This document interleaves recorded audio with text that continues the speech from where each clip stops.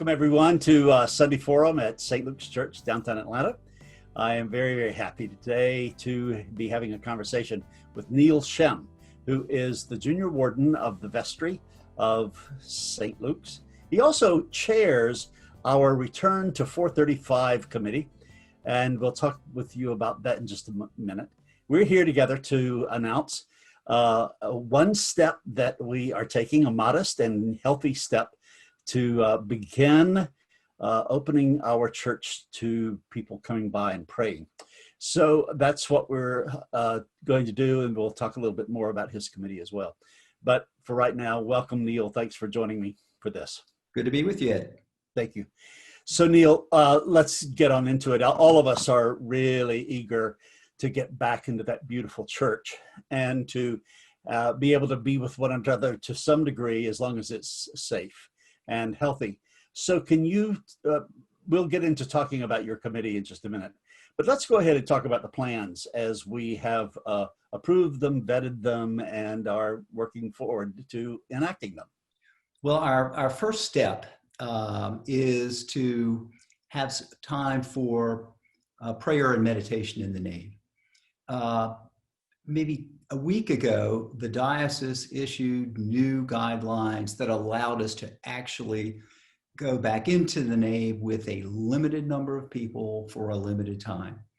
And so we are starting, hopefully that we will start that on September 15th at noon. And it will be, a sign up will be required because unfortunately we're only allowed now to have 10 people. Who knows? I'm hoping actually that by the time we get to December 15th, the bishop will let us have more people and we'll be able to react to that very quickly. But we ask that people come through our reception area. They'll be greeted by an usher who will ask them to use hand sanitizers and direct them into specifically reserved pews in the nave. And they can stay for the hour or less that we have reserved the nave for, and then leave through the church. Masks are required. All the pews are more than socially distanced. If you can imagine our 10,000 square foot nave with just 10 people in it.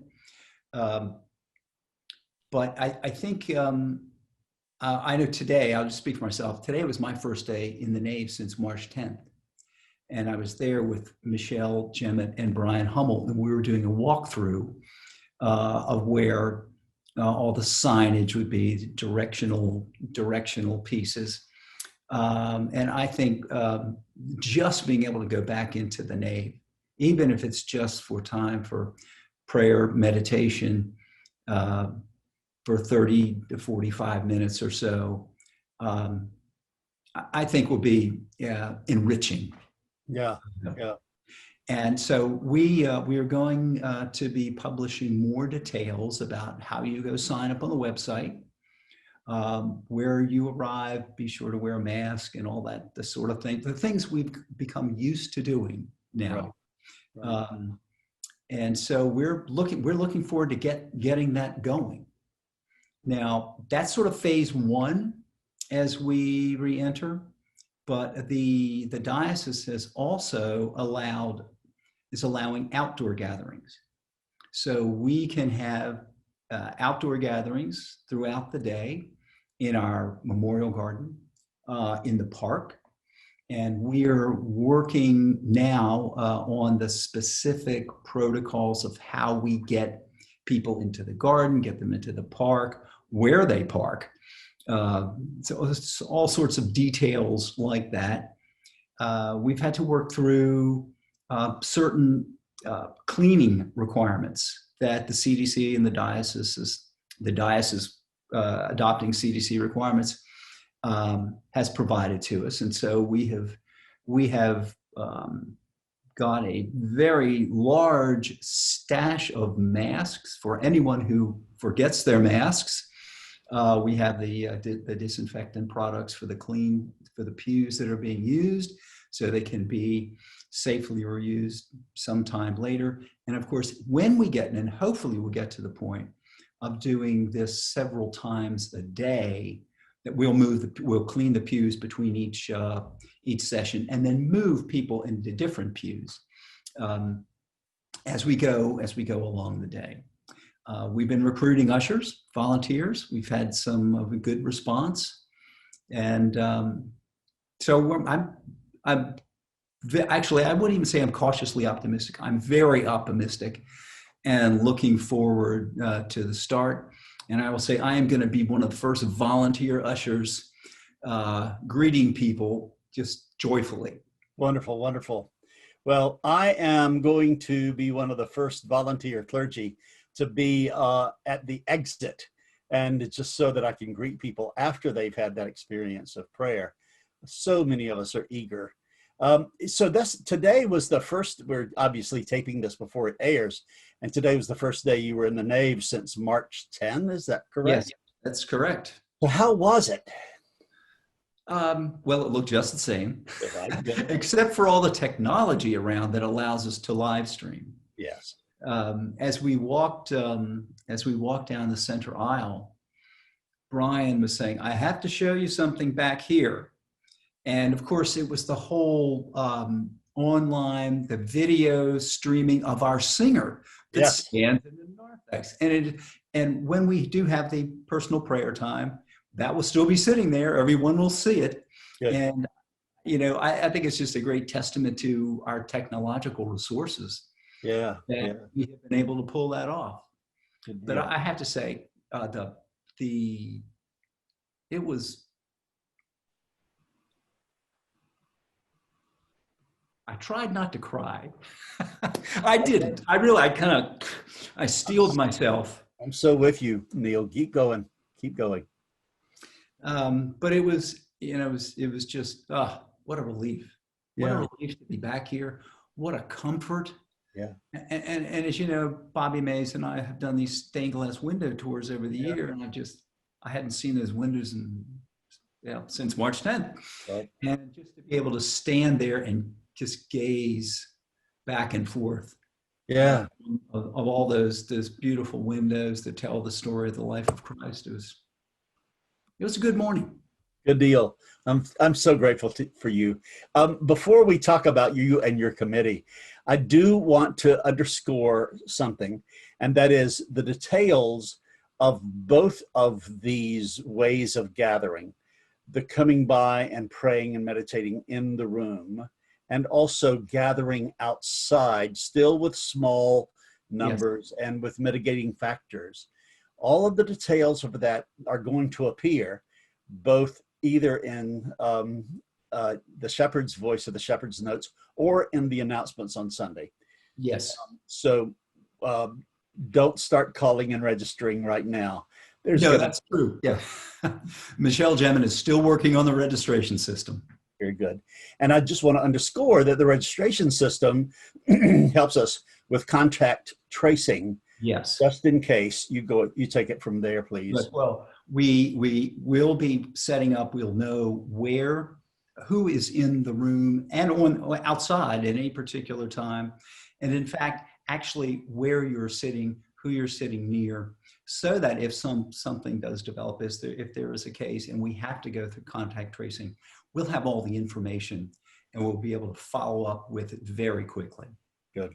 I do think there would be an immediate question right now, Neil, that you can answer, I know, and that is, do I have to come by myself and sit in a pew by myself, or can I bring my spouse or a member of my family, whatever? No, you can, the concept of pod, I'm sure you've heard of.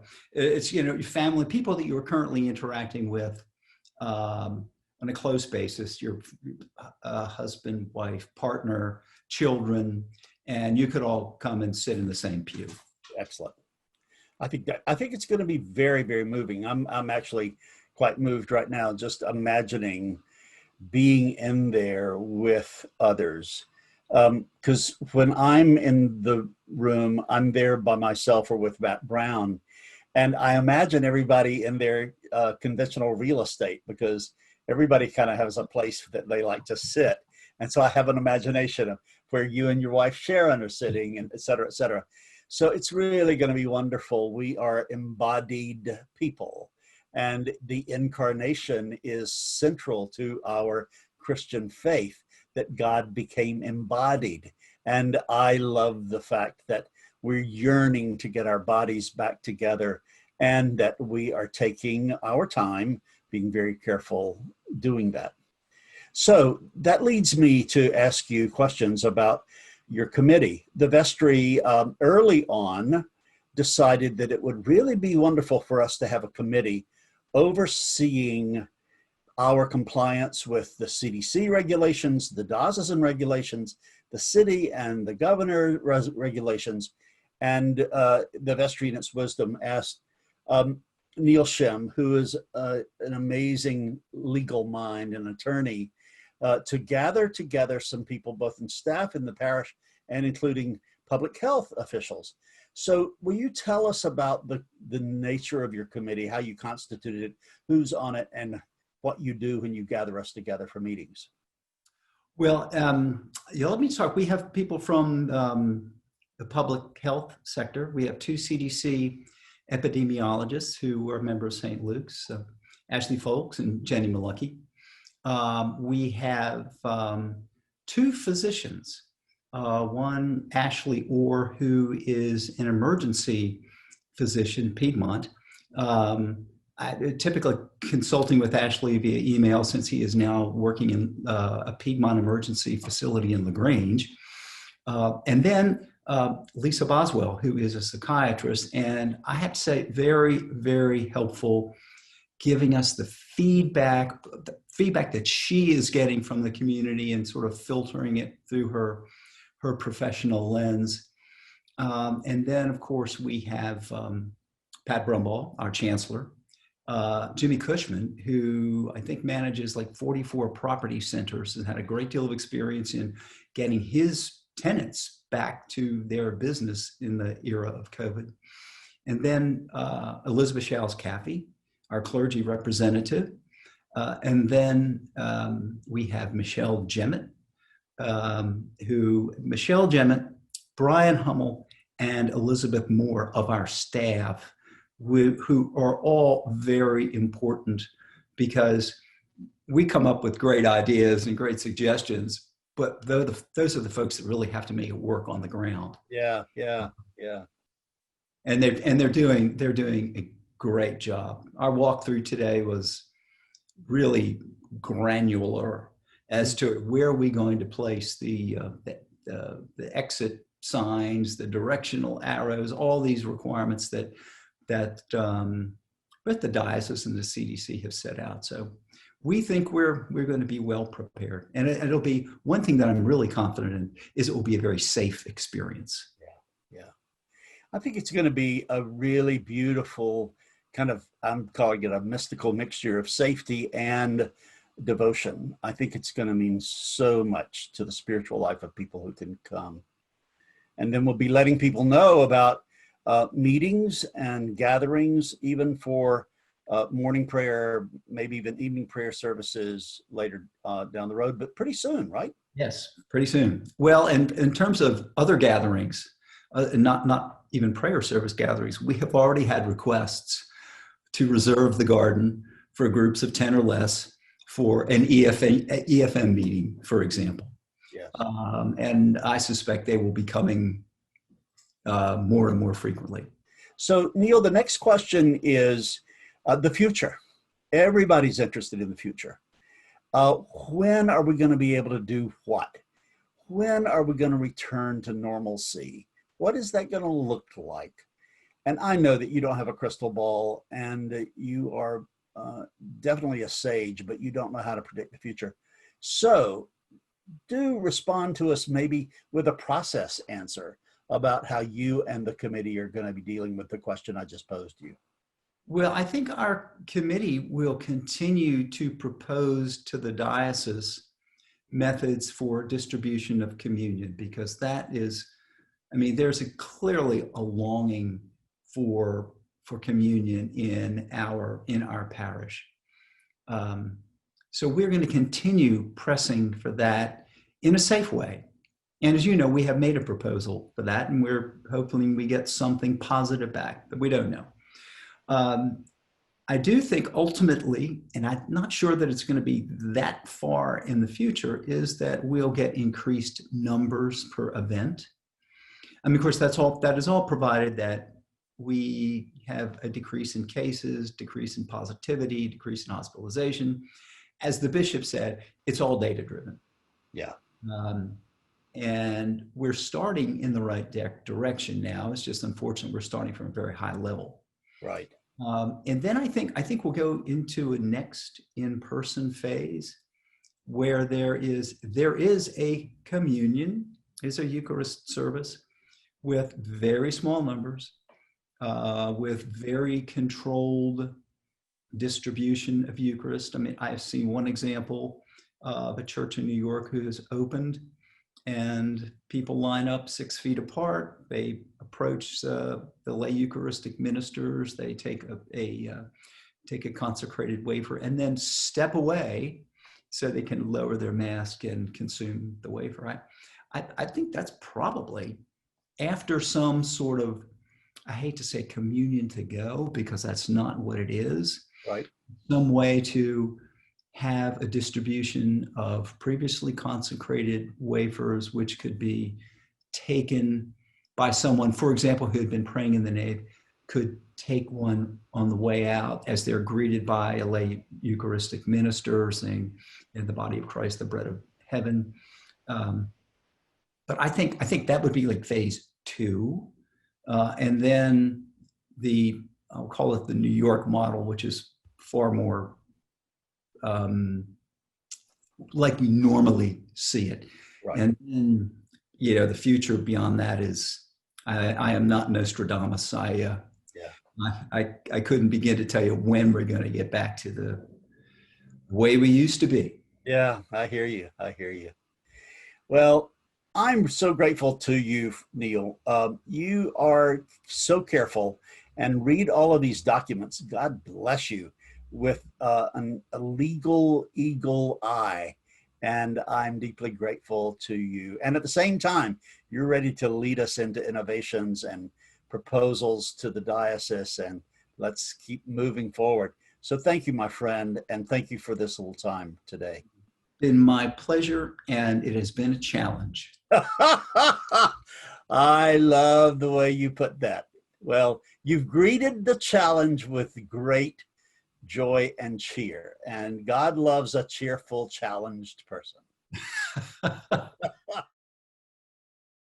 Good morning, everyone, and welcome to Sunday Forum at St. Luke's Church, downtown Atlanta. We are so thrilled that you are with us.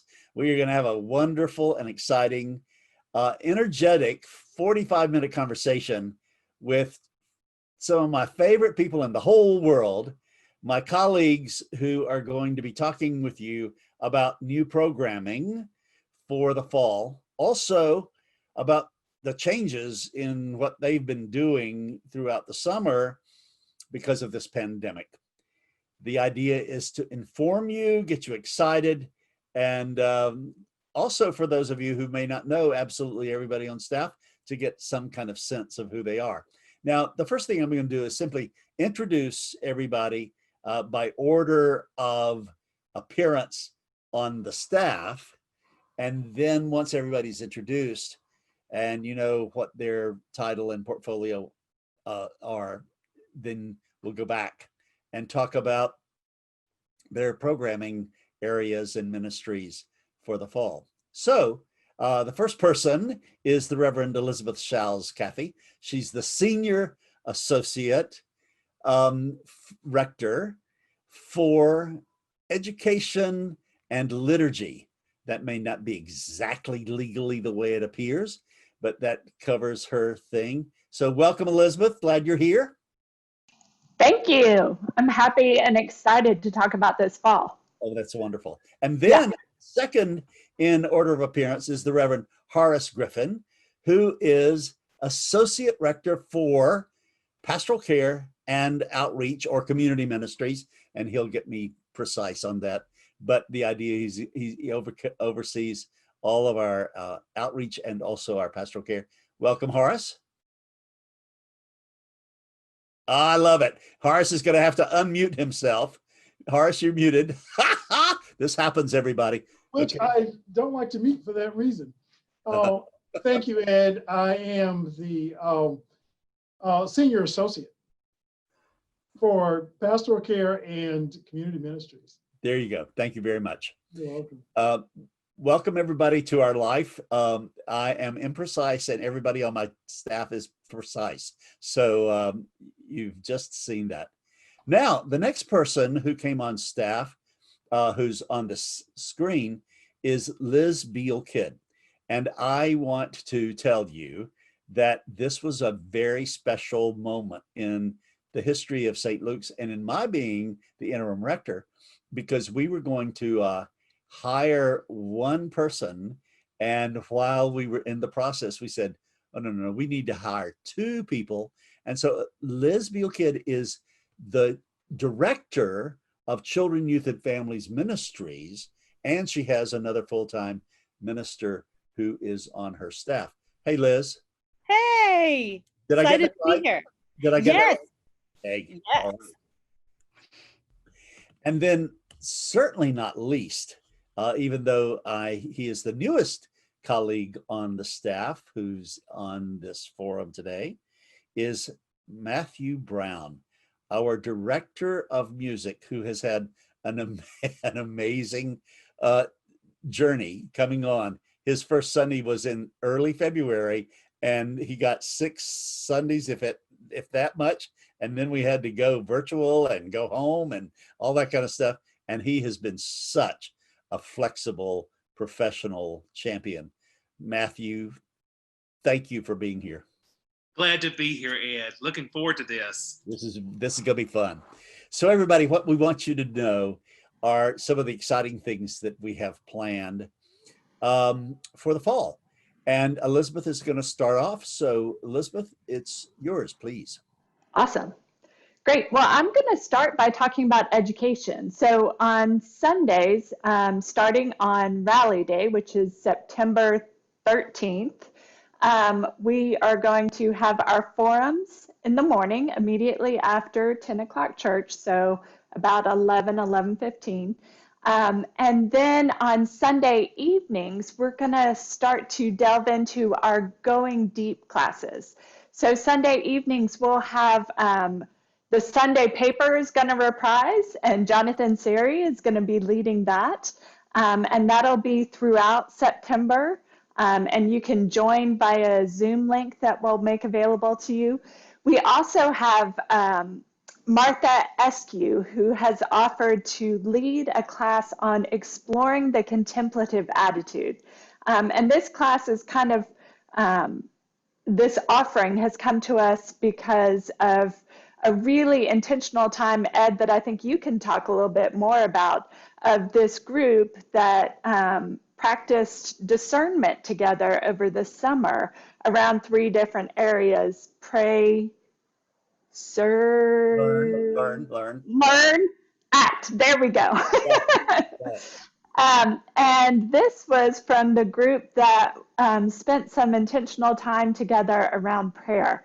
And what came out of that time is they are really yearning to continue to explore contemplative prayer. And so this is the first of several offerings that are going to be parish-wide that came out of, is part of the fruits of that discernment group, which I'm thrilled about.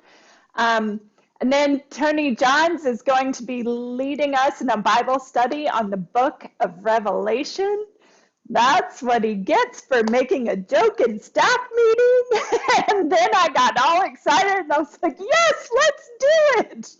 And he was a good sport and he's totally in. So that's going to be fun. That class is actually going to be Monday evenings and it's from 7 to 8. So we're going to have Going Deep both on Sunday evenings 5 to 6 and Monday evenings 7 to 8. And then another class, one that I'm really, really, really excited about. Ellen Marshall and I will be co-leading a Sacred Ground Circle. It's a Sacred Ground is a curriculum that has been offered by the National Church, and it's a film and readings-based dialogue series where we delve into race and faith. And it's a 10-part series. It's pretty intense. There's a lot of prep time, so you have to watch some of the films. There's reading assignments for each class. And then we spend an hour and a half kind of in dialogue with all that we have taken in through the film and through the readings.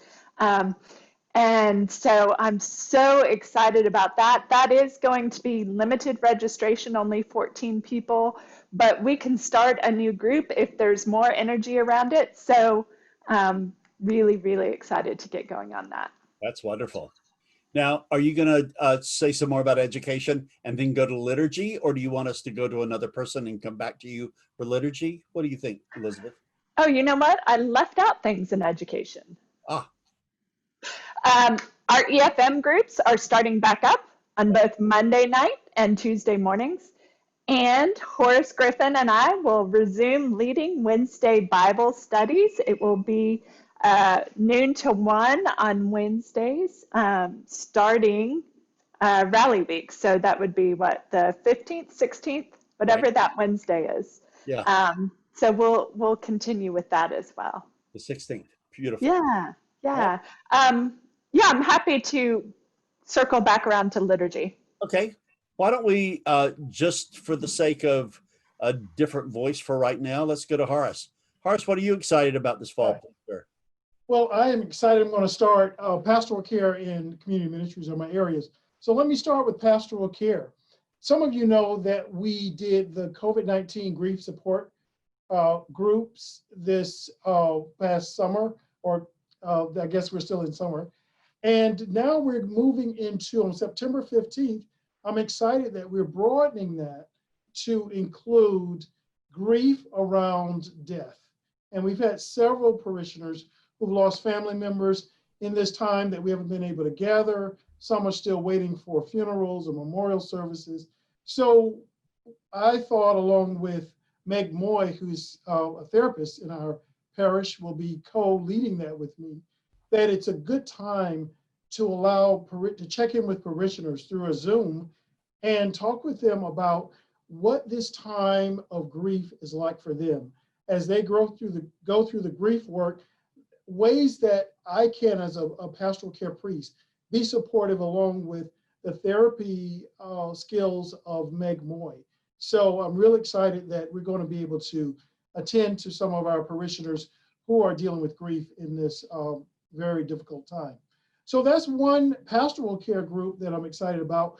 The others, given that pastoral care is a hands-on and we do visits and we do services, but because of this pandemic, we have been limited, but we're finding ways to work around. So Community of Hope, which you know is one of our big lay pastoral care groups, they will continue with calls, and they are having Zoom meetings now where they're inviting speakers in. They're going to even look at race and racism in this fall to talk about how that impacts our health, all people. We have gone through some really difficult times this year, particularly this summer after the death of George Floyd. And so they're going to be looking at what this has done to the health, the spiritual health, the mental, emotional, and the physical health of those in our parish. So they're preparing that. So those are a couple of pastoral care programs. And I should say that this month of September, we're going to begin to invite parishioners in for prayer time. That's a pastoral care issue. So they will be able to come in and pray, have quiet time, hear some beautiful sacred music. And hey, you jumped the gun. to go with them. Okay, I moved to community ministries now. A couple of areas I'm excited about. We have about almost 15 community ministries. The first one I want to talk about is very timely. We have an election coming up in November, and FAN, Faith and Advocacy, will be very involved in voter registration continuing to educate people about where they go to vote, how they can check their status, and what we can do to facilitate that, whether we give them forms that they can register and have those sent to the polling elections office. So they'll be ready to respond to this civic duty that we hold very dearly in the Episcopal Church. So that's one of the other big community ministries group that I would like to lift up is Bridge Builders. So Bridge Builders is looking at a number of things to do this fall, and that would involve a speaker, as well as getting literature and video for their own personal use, but also to donate to the Ansley School, which is also a part of one of the ministries we have to get books that are very culturally sensitive and recognize brown and black kids so that they can be able to see themselves in the literature. So that's a couple of areas that I'm excited about. Thanks, Horace. I love all that. That's really magnificent. So, Thank you. Liz Beal Kidd is one of the best children, youth, and families ministers in the history of Christendom. So, Yay! Liz, Best intro ever. what excites you about the fall? Oh, all sorts of things. So this weekend, my cohort Ethan, Scott, and I have been really experimenting in the virtual world. We have done virtual VBS and we have done a virtual youth program. And so we know what works and also a lot of what doesn't work. So I can tell you that the fall Sunday school program will be strictly what works. And the key word being flexible. Our younger groups from kindergarten through 5th grade are going to meet at 9 o'clock in the morning. And our older groups are going to meet from 12 to 1. And both groups will have a YouTube channel video that we're going to make and we're going to send out to everybody, hopefully around Thursday. And then everybody can take their time in watching that. And then when we come together for the Zoom, it'll be mainly check-ins and talking about the video. So we'll be more mindful about the time that we're spending online because we've all had it by then. Excellent. And we're also doing things, new things in different ways and old things in different ways, such as the Christmas pageant. We're going to do that in a safe online way. And Elizabeth Showers-Caffey and I've been talking about that, and a little bit Matthew Brown too. And we are going to be having a virtual lock-in. We're going to be having lots of fun things to do as a group and community building.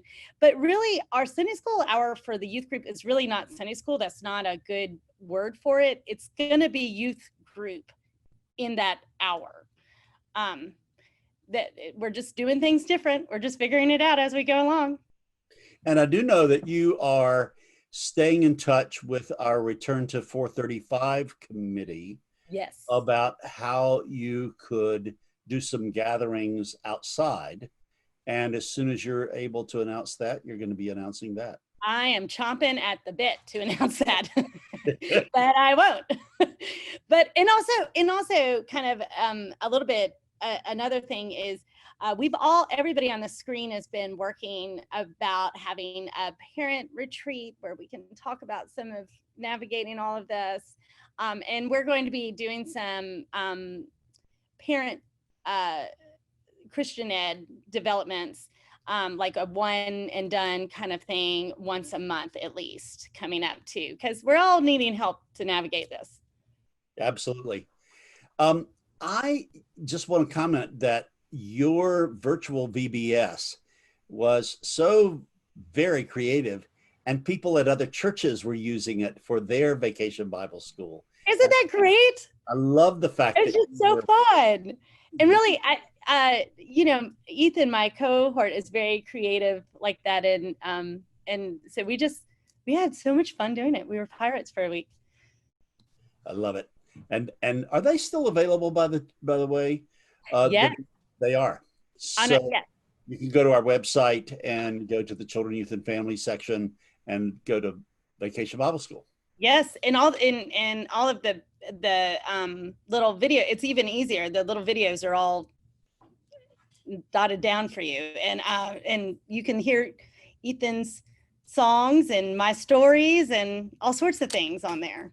And one more thing before we go to Matt Brown, I really love the fact that our children's chapel, which is at 9:45, it's available at 9:45 every Sunday, is being used by adults almost as much as children. We've got a lot of children at heart who are using that. Elizabeth Showers-Caffey raising her hand. She's doing that too. So thanks for all the innovation. It's been nice. You and Ethan Scott, your associate, is bringing to all of this. So Matthew, I'm dying to hear about music. You have come in here with such energy and such professionalism and such creativity. Just tell us what you're excited about. Well, Ed, I mean, everything turned upside down come March, with the pandemic. And we've been really careful here to follow diocesan guidelines with music and singing and how all that works together. And I am so excited and grateful to the adult choir for coming along on the journey with me, with doing virtual choir opportunities. And it's just been a wonderful way for the community of the choir to stay together here and to provide music.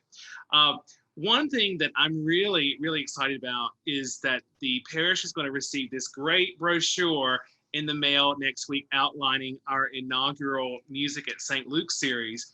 And so for the fall, we're going to just kick off with an organ recital by Charles Higgs, former associate organist here, and the adult choir will virtually lead a service of choral evensong. I don't think I've ever seen a choral evensong virtually before, so this will be sort of a new and exciting thing.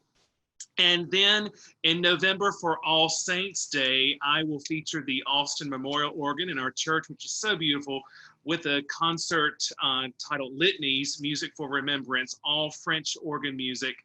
And then leading to December, we're going to kick off a series of mini concerts in the nave, live streamed each Friday during the season of Advent for 30 minutes each. The first will be Elizabeth Remy Johnson, who is a wonderful member of our parish, and she happens to be the principal harpist of the Atlanta Symphony as well. And then that performance will be followed the following Friday with a concert by the Atlanta Chamber Brass, all fantastic musicians. And then we'll conclude that mini series with the concert titled My Soul Doth Magnify, spirituals and art songs devoted to the Virgin Mary by a wonderful soprano from Salisbury, North Carolina, Teresa Moore Mitchell. And in addition to that series, we'll also have the beautiful Advent lessons and carols sung by the adult choir and our wonderful children's choirs led by my fantastic colleague, Colleen Kingston. I can't say enough about Colleen and the wonderful support she's provided me since I've arrived, and she's been a rock star at mastering this virtual choir software and how we're able to do that. So I'm just so grateful to have her by my side. You know, Ed, I told you recently, she's like peas to my carrots. I'm so happy to be able to work with her, and really, really grateful for all that we've got ahead for music this year at St. Luke's.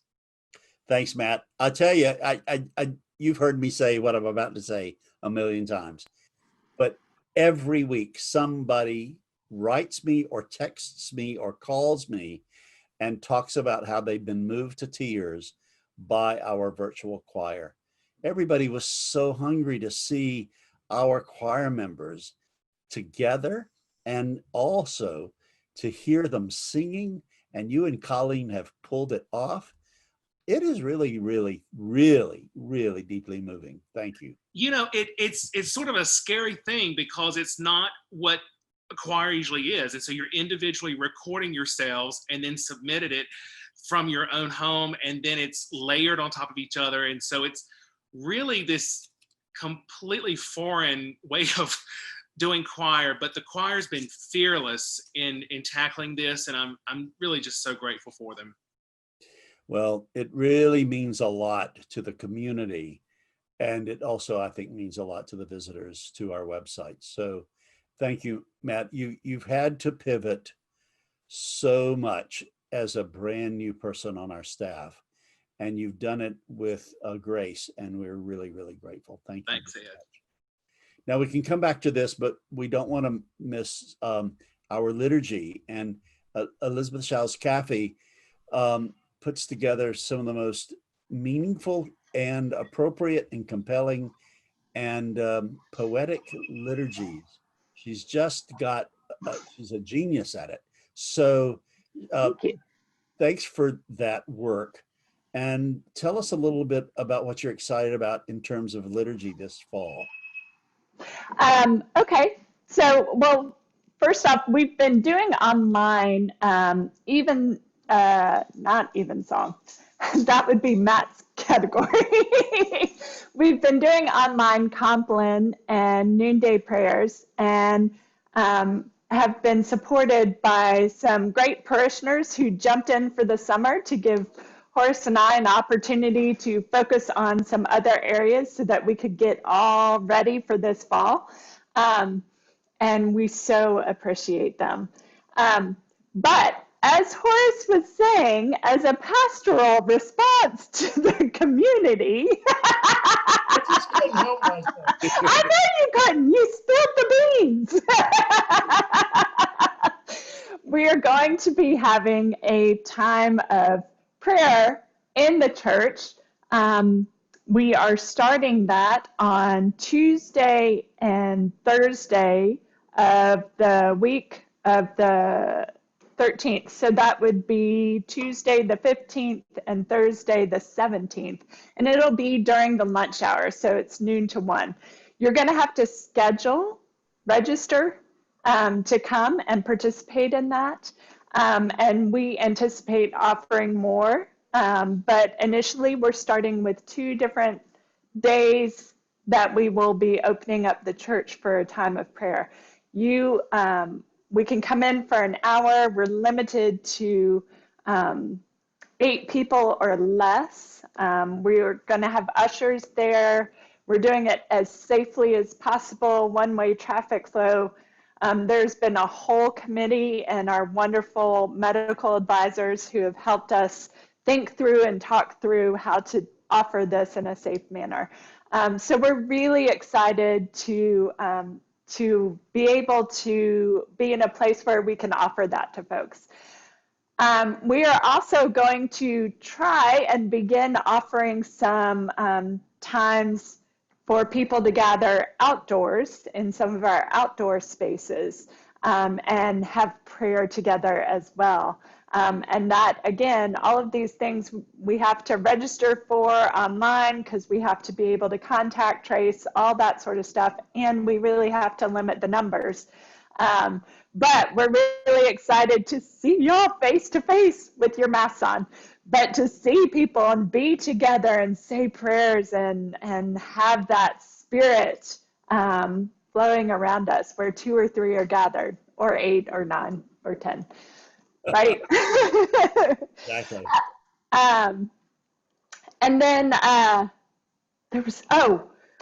we are also working on being able to offer some funerals outside and some other pastoral services outside. So we have a group, again, our medical and baptisms. But again, it's going to be gatherings of 10 people or less. And but we have this great support group of our Return to Peachtree Street, 435 Peachtree Street, who are helping us kind of figure out how to do that safely. So there's some movement. It has been slow to get there, slow for it to come from the powers that be. But as soon as we are able, we are gathering. So we're very excited. That's wonderful. This is a fulsome program, and these people who have so much brilliance and energy are leading us. So I'm going to say a few words about Sunday morning forums and also Wednesday nights, Wednesdays at St. Luke's. And please understand that everything we're planning virtually and at the just, we could pivot anytime to do it once we can gather back together. So we have our ears to the ground of science and public health every second, just to see what we can do in terms of safety and to promote the health of everybody. And this coronavirus is really teaching us how intertwined our lives are, because the health of one contributes to the health of all. And that's what we're keeping in mind as a community. So Sunday forums, many people will remember that last year we unveiled a roadmap for our educational offerings at St. Luke's. That is still guiding us. So we're doing back to basics in terms of prayer book and Bible study on Sundays, as well as looking at the arts, as well as looking at science, well as looking at cultural events and the political world that we live in, which is, as somebody else has already pointed out, very appropriate because we have an election. You know, what Horace was talking about, our election coming up. And the title for all of this still holds because we chose as the title for our Sunday forums, On Earth as It Is in Heaven, Conversations about God's Presence in the World. And that's what determines who gets invited, is if they can help us see God's presence in the world, whether it's through science or theology or spirituality or Bible study or art. So we'll continue that. And I'm very, very excited about what we've been offering this past summer and then what we have coming up this fall. Then Wednesdays at St. Luke's is one of my favorite things we do. I grew up with Wednesdays at church on Sunday night. On Wednesday night at church. And we've had that recently called Wednesdays at St. Luke's. And of course, we can't do that right now, but we are going to be making the offerings of a study, a PowerPoint study, in time for the people who are participating in it, who from the choir can get to choir practice. And we are going to focus on Richard Rohr's newest book called The Wisdom Tradition, which is a different way of looking at church and Jesus than is oftentimes the popular way, but it gets back to the religion of Jesus. And just as a teaser, he says, no need in being frustrated about sometimes we make progressive steps and then we have to step back. He said, that is not the biblical or Jesus way. Jesus' way is about going in a circle of order, disorder, and reorder, and then we keep on going in a spiral like that.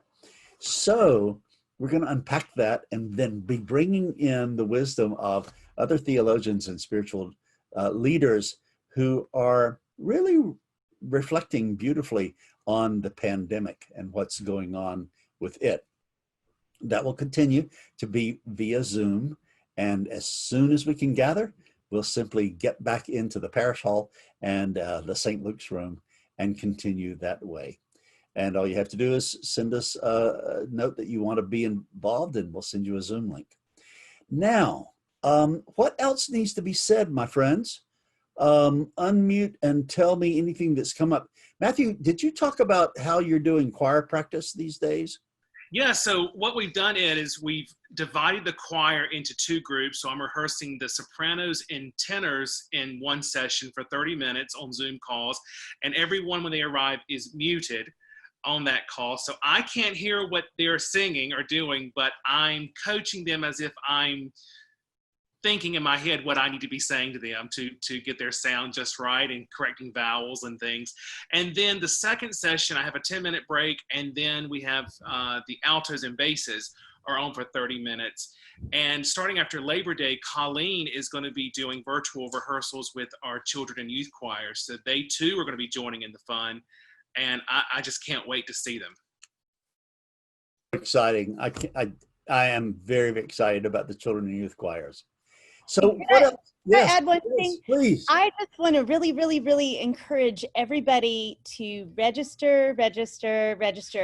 We need, and don't tell me you've had my email forever. I still need you to register now more than ever.